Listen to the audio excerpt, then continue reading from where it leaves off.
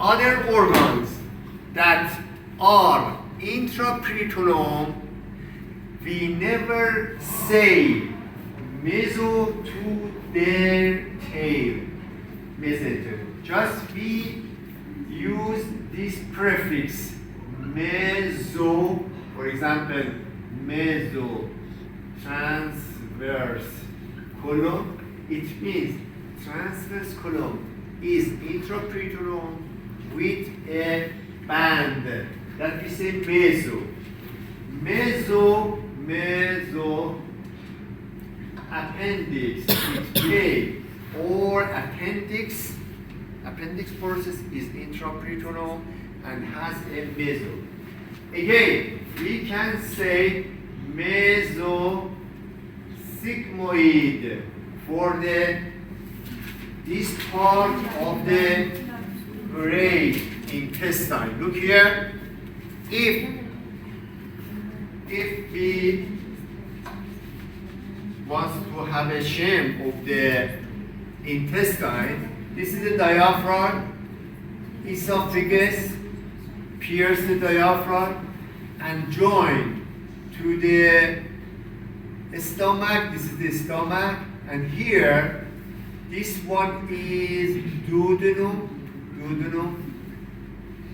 and continuous of duodenum make the jejunum, ileum, 6 meters of the small intestine. And then at the right side here, the end of the small intestine under the name of ileum, this one is ileum, jejunum,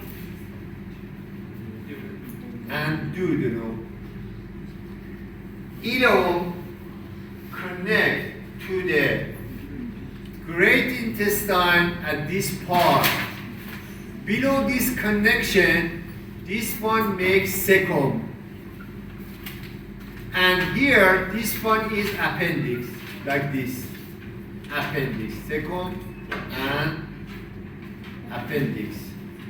And this one make ascending column, goes down and left and make descending column. So this one is transverse column, descending column, like this, and descending column at the left side join to sigmoid like this, and then it make rectum, pelvic diaphragm, and then. So ascending column, transverse column, descending column, sigmoid, and rectum.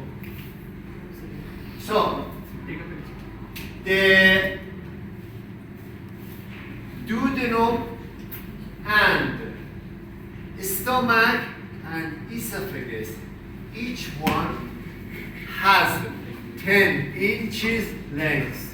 10 inches, 10 inches, 10 inches. Esophagus, when reach to the stomach, at the starting point to this part, make 10 inches. Stomach, again, has 10 inches length, and duodenum the same. So, duodenum make by 4 parts. Look here, duodenum. The first, second, third, and fourth part. I say the whole length of the duodenum is 10 inches. The first part has 2 inches length. The second part has 3 inches length. The third one has 4 inches, and the last one just 1 inch. Okay? So the duodenum, that is the continuous of the stomach at this point, being the same as C, like this. C. The opening mouth look to the left, and at this three parts, you can find the pancreas like this. This is the pancreas. Head, neck, body, and tail of the pancreas.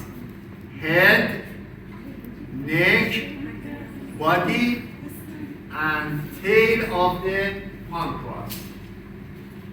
If you ask me about these elements, which one is intraperitoneal and which one can be retroperitoneal, I say second is intraperitoneal without any meso.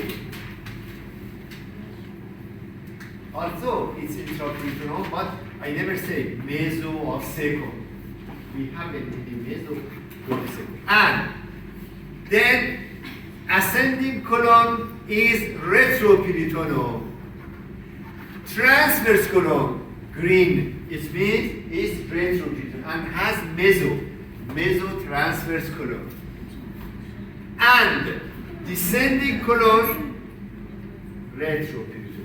Sigmoid, intraperitoneal. Rectum, retro. One by one. Look here. Intra-retro.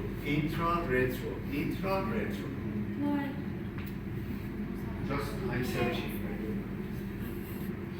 Do you know? So I'm confused. I don't understand. Why confused? Just it's for you being easy to learning. What you confused? One by one.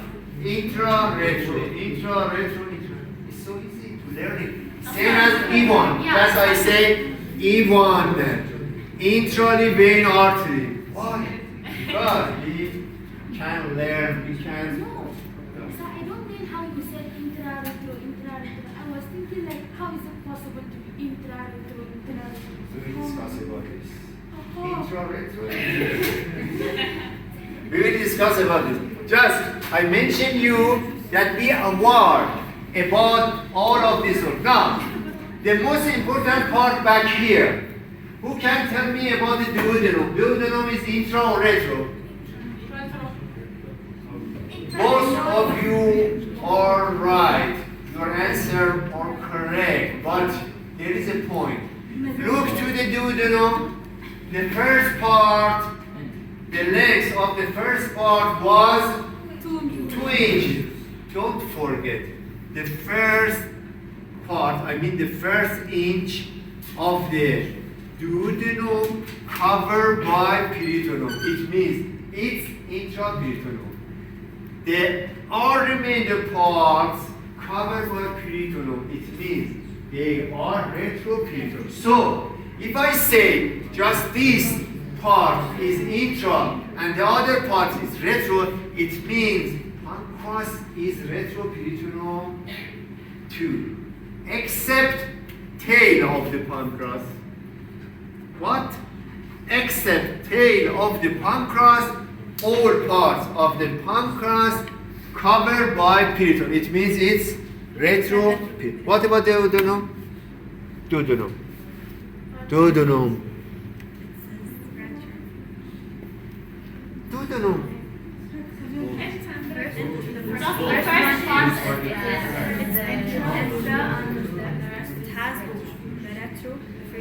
Which part of the duodenum is intraperitoneal?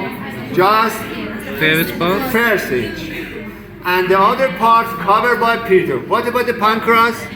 Only the tail is Only the tail of the pancreas is intraperitoneal. What about the stomach? Stomach is, are you here? Stomach is completely intraperitoneal. Please attention to the mesentery, meso. I want to introduce you to other terms. Look here, the terms that we have here, I mean in this part, under of the meso, back to the stomach, we say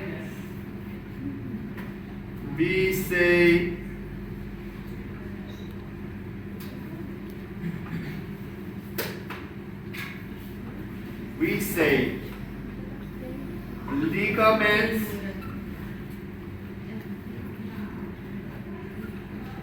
greater and lesser. Greater and lesser what? For stomach. Momentum. Excellent. Momentum.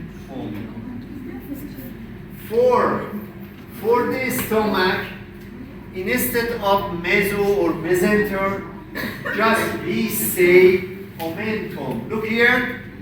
Stomach. Greater curvature, lesser curvature. Lesser curvature of the stomach attached to the liver. We have liver here on the right side. This one is liver here. Liver. Stomach at the lesser curvature. Look here. Lesser curvature. Attached to the liver by lesser momentum. And at the greater curvature here, hang down